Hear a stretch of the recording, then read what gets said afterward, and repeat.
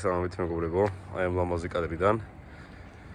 დღეს შემოგთავაზებთ ესეთ პატარა და ექსკლუზიურ ვიდეოს.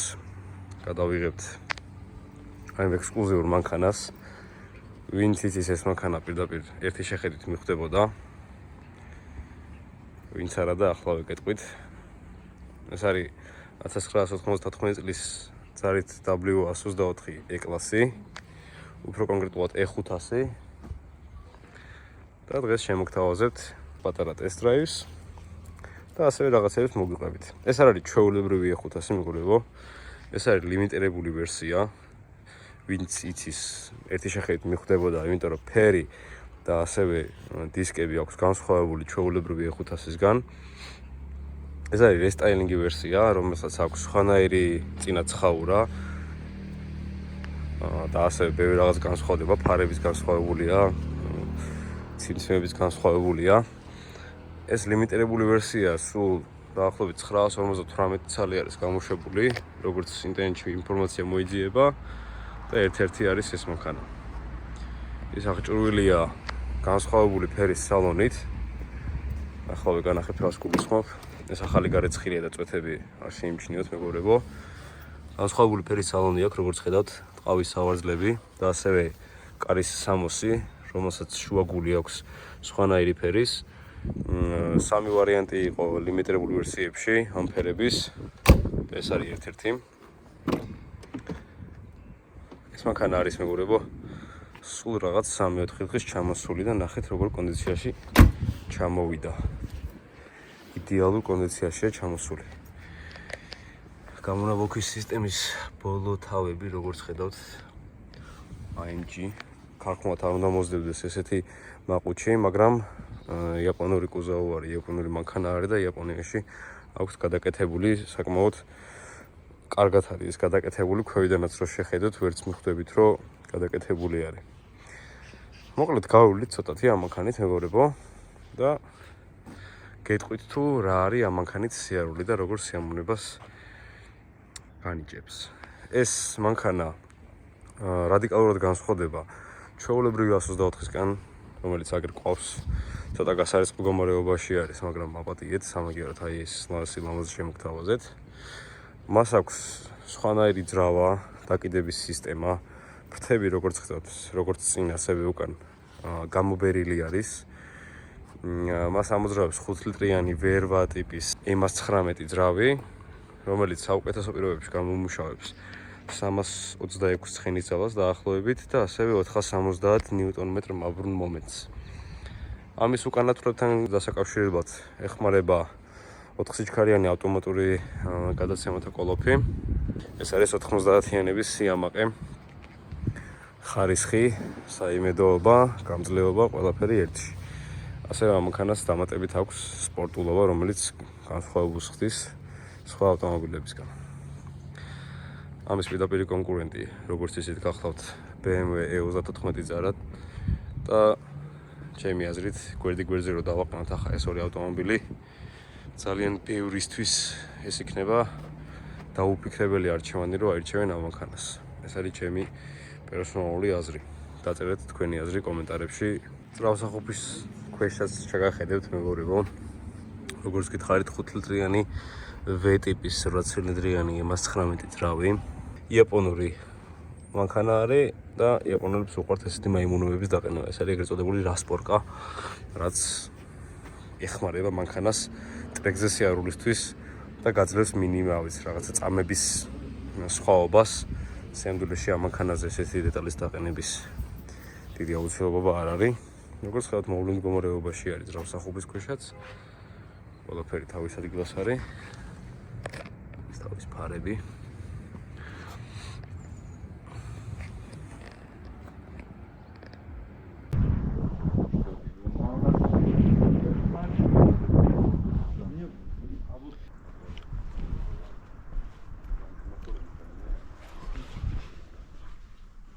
ჩვენი E500 ლიმიტედი.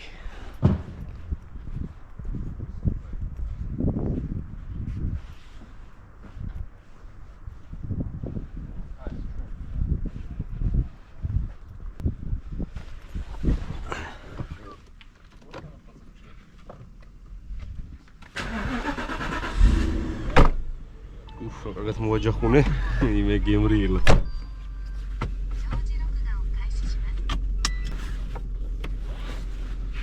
ოღონდ რა კარგად მუშაობს ჩემთან იჭედება ამაზე ყველაფერი კარგად იმუშავებს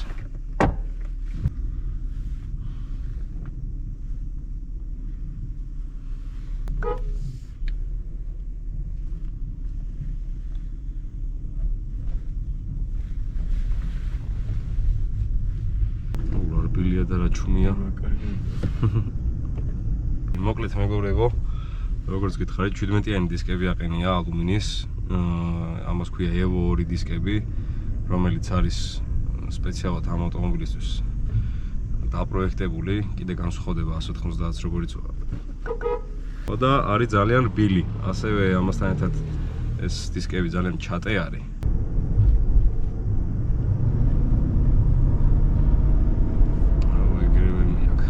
470 ნიუტონ-მეტრი ძალიან იგრძნობა მეგობრებო და საკმაოდ უნდა უფრთხილდე ამ მანქანაზე გაზის სატერფოს იმიტომ რომ ისეთი სასიამოვნო გრძნობა აქვს პატარაზე რომ აწვევი რომ გინდა რომ ბოლომდე გაუყარო როგორც გითხარით ეს მანქანა ჩვეულებრივი 124-ისგან განსხვავდება ყველაფრით აბსოლუტურად სხვა მანქანა არის და ამიტომ ისეთ გრძნობას გიტოვებს რომ ის 124-ის სირბილეც შენარჩუნებული არის, ის გამძლეობაც აქვს ამ მანქანას და ამას პლუს სპორტული ხასიათი დაძლევს და ვიზუალი რომელიც გარედან რომ უყურებ ამ მანქანას, სხვა მანქანაში თუ ზიხარ, ხილად უნდა იყო, რამეს არ შეეჯახო, ისე წაგართმევს ყურადღებას ეს მანქანა.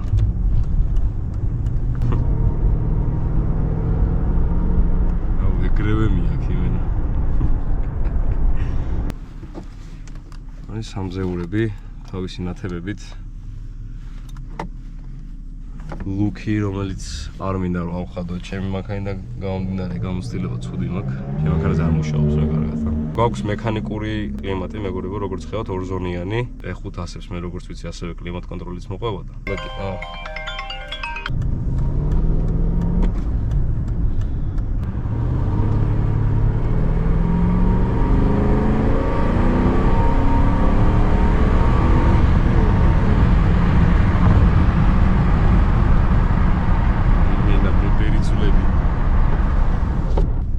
მშვენივრად მუშაობს მეგობრებო 4 სიჩქარიანი არის და ამას ეს ყველაფერი ცნობილია როგორც გვიან მუშაობს და ანუ ცოტა უჭირს მოტივნა მაგრამ ასაკიდან გამომდინარე არის ყველაფერი სულ გამოუშვეს E500 10400 ცალი და აქედან ყველა იყო მარცხენასაჭიანი და ეს ლიმიტირებული ვერსია როგორც გითხარით 958 უწერია ინტერნეტის ინფორმაციით და ზუსტად არ ვიცით რამდენი არის გამოსული ამპერის და ასე შემდეგ.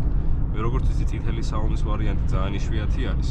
ინტერნეტშიც რამოდენიმე მოიძებნება მხოლოდ E500 ლიმიტედს რო ჩაწერ. და ესეთი ფერის საუნი და ესეთი ფერის მანქანა არის ხოლმე, რომელიც იძებნება. ამ ფერს ქვია საფირონის შავი და მეორე ფერი არსებობს, ხოლო ორ ფერის ვარიანტში შემოგთავაზეს ლიმიტირებული ვერსია და მეორე ფერს ქვია ბრწყინვალე ვერცხლის ფერი.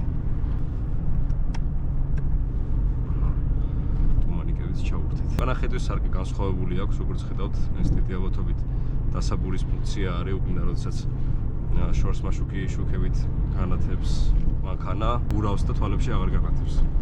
სარკეები რა თქმა უნდა ელექტრო არის, ასევე საჭის მოძრაობა აქვს ამ მანქანას. რომელიც მუშაობს 30 წლის შემდეგ. ეს მანქანა გახლავთ მეგობრებო, ზუსტად 31 წლინახევრის.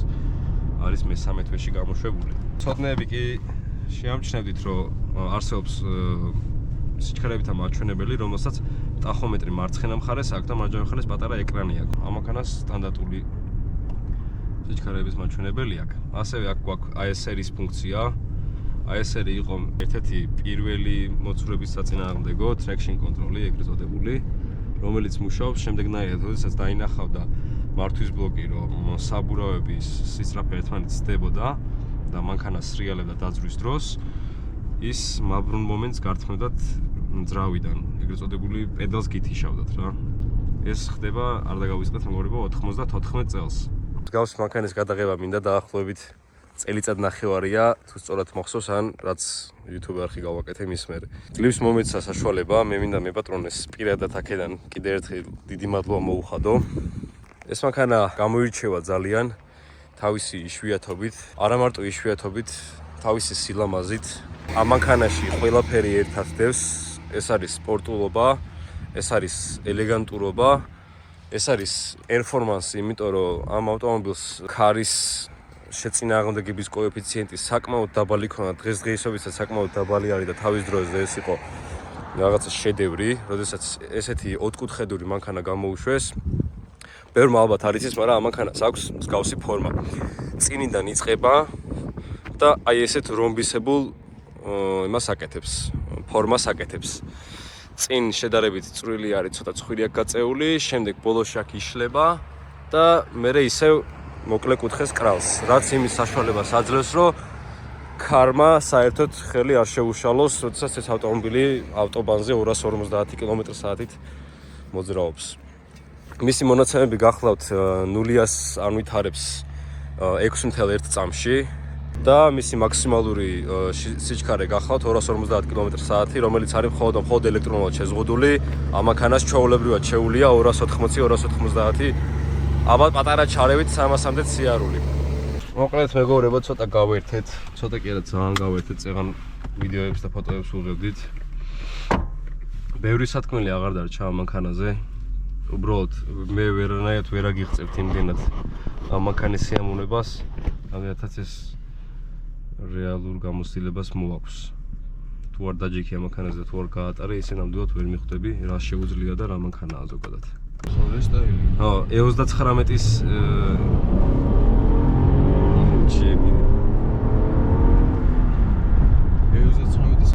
როგორც ხედავთ, მიხვალ-მოხვალ გზები არის და მანქანას თავი ძალიან კარგად უჭირავს. საერთოდ არ გაგძრომინებს, რომ 30 წლის მანქანაში ხარ. ეს დაკიდების სისტემის მხრივ გულისხმობ და იდეალურად. მე სიმართლე გითხრათ, E500-ზე პირველი ვარ და რავი, ისეთი ემოცია მომანიჭა, რომ ალბათ არც დამოუწდება არასდროს, სანამ არ ვიყიდი ამ მანქანას, იქამდე არ მოვისვენებ. დანარჩენი რაც შეეხება ყოველდღიური სასიარულოდ, ეს მანქანა არის თავის დროზე ვინც იყიდა, ახალი პირველი ფლობელები ვინც იყვნენ, იდეალური ვარიანტი იყო, იმიტომ რომ აქვს ყველანაირი კომფორტი. აბგონზე გასვლა გინდა, გასწრებაზე გასვლა გინდა, არ არის პრობლემა, კისერს მოკტეხავს, ისე ჩაჭერა აქვს, მით უმეტეს იმ დროს მაგარი ეფექტი ექნებოდა. რაც შეეხება ყოველდღიურ კომფორტს, როგორც არის სკამების გათბობა, ელექტროსკამები, უკანა ფარდა და ასე შემდეგ, ეს ყველაფერი აქვს. აქვსევე, როგორც გითხარით, მოცურების საწინააღმდეგო სისტემა, კონდიციონერი ხო, რა თქმა უნდა, სტანდარტული ვარიანტი იყო კონდიციონერი და მოცურების საწინააღმდეგო სისტემა E500-ებზე, როგორც ხედავთ, ეს ღილაკი არის, რომელიც თიშავს და თავს მოცურების საწინააღმდეგო სისტემას. ასევე აქვს პულტიანი გასაღები, რომელიც მიმღები უყენია ერთი აქ, ერთი საბარგულში და თუ სწორედ ვიცი, სარკეზეც აყენია ერთი ცალი მიმღები და ახლოდან მუშაობს, მაგრამ მაინც პულტის კომფორტი აქვს. თავარი სიამაყე რაც არის, მეგობრებო, წინ ლოგო, რომელიც მიგიწვის. ფარები, როგორც გითხარით, განსხვავდება. ამ მანქანას აქვს სანისლე ფარები, რომელიც ბამპერში არის დამონტაჟებული და აქედან გამომდინარე შორსმაშუქი ფარები სხვა ადგილას აყენია ჩვეულებრივ 124-ისგან. ამისი ფარები ბევრად უფრო ეფექტური არის, იმიტომ რომ ბევრად პრიალებს შუშა და თვითონ შიგნითაც მოპირკეთებული არის ქრომით, ეგრეთ წოდებულად მთლიანი ფარი, შიგნითა მხარე, როდესაც ჩვეულებრივ 124-ზე მხოლოდ ეგრეთ წოდებული ამრეკლი არის მოპირკეთებული ქრომით. თქვენ დღესდღეობით ამ ავტომობილის წინა ორი ფარი რო დაგჭირდეთ, დაახლოებით $3,000 უნდა გაითვალისწინოთ წინასწარ, რომ გადადებული გქონდეთ. ფრთებს რაც შეეხება, წინა ფრთები და უკანა ფრთები ამ მანქანის ერთ-ერთი მთავარი ღირსება ვიზუალში. ისიც ორიგინალი თუ იშოვეთ სადმე, საკმაოდ ახალი და თანამედროვე მანქანის საფასური უნდა გადაიხადოთ.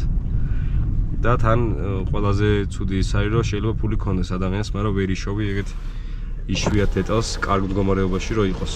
როგორც ხედავთ, ამ კონკრეტულ მანქანას ახლა შორსმაშუქი და ახლომაშუქი ფარების ადგილას ნათურები უყენია არაქარხნული. ლურჯი განათება არის და უნდა ეყენოს. ეს კარგი მეორე სერია იყოს მათ შორის. მაგრამ მაინც არ უკარგავს იმ თავის კლასიკურ ვიზუალს. ეს ახალი GT-ი. ყურადღებას რაც შეეხება ეს ავტომობილი ჩვეულებრივი 124-ით კარგ მდგომარეობაში ბევრ ყურადღებას ასე ვთქვათ იღებს ქუჩაში, მით უმეტეს ეს მოდელი, ვინც ცოტათი მაინც ერკვევა ძველ Mercedes-ში, ძალიან მარტივად განასხვავებს ჩვეულებრივ 124-ისგან. ნუ მიუხედავად იმისა, რომ ერთი შეხედვით გავს ერთმანეთს. და სხვათა შორის რამოდენიმე მანქანიდან ლამის გადმოხდნენ ადამიანები ამის ყურებაში. ამიტომ როგორც გითხარით, ქუჩაში თუ ესეთი რაღაც შეგხვდათ, აუცილებლად ყურადღებით იყავით, წინ იყურეთ.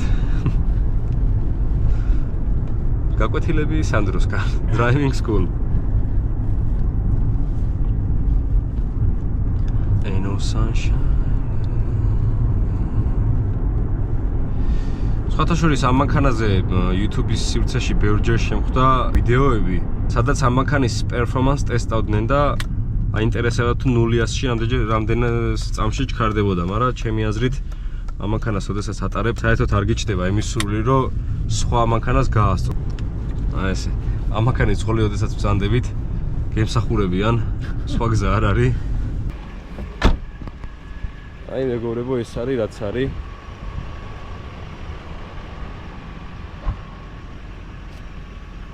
ნამდვილი მგელი. ეს მე პატრონე დიდი ალბათობით ამებს კვეთლებს დააყენებს, უბრალოდ ესეთია ჩამოსული მეგობრებო. გაითვალისწინეთ, რომ ეს მანქანა არის ზუსტად 3 დღე, რაც საქართველოშია. ანუ 3 დღეა ეს მანქანა ჩამოვიდა და ესეთ მდგომარეობაში არის, პირდაპირ არაფერი არ გაუკეთებია, ერთ-ერთი აი ესენი პლასმასები ეყენა აქ და ესენი მოხსენით და დანარჩენი ქარხნულად არის თავიდან ბოლომდე და დალაიქეთ, დააკომენტარეთ, ბევრი ვიწვალეთ ამის გადაღებაში. დამახვედრეს ეს მანქანა სუფთად, ლამაზად და დალაიქეთ, გამოიწერეთ არხი.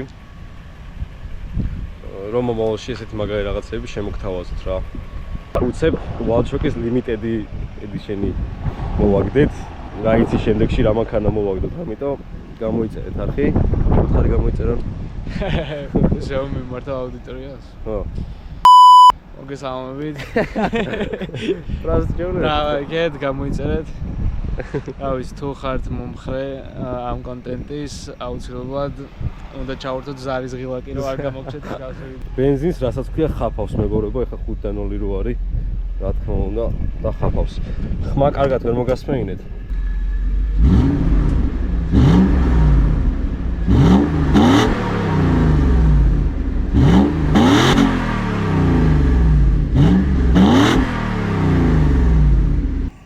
შემოსაღამავდა ბოლომდე არ არის ბილები და ლამაზად ჩანს.